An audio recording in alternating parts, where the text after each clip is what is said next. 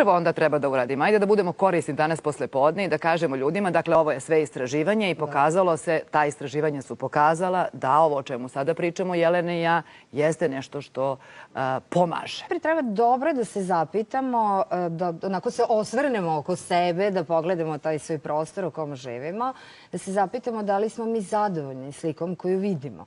Jer tu sliku smo mi stvorili, jel tako? Potom ide ono najteže, to je čega se prvo odreći, jel tako? Tu ja savjetujem da promislimo u stvari šta neke poslednje 2 godine nismo koristili. I onda krenemo tako od nekih sitnih stvari i vidjet ćemo da znači, samo taj početak je težak. I kada prvi put te džakove pobacamo tako pune ili poklonimo te stvari, ono što ste malo pre rekli, pa ih neki drugi ljudi iskoriste, onda se mi osjećamo još bolje samim tim činom. Onda vidimo da smo napravili zapravo dovoljno mesta za neke nove haljine, za možda neke nove ljude, za neke nove događaje.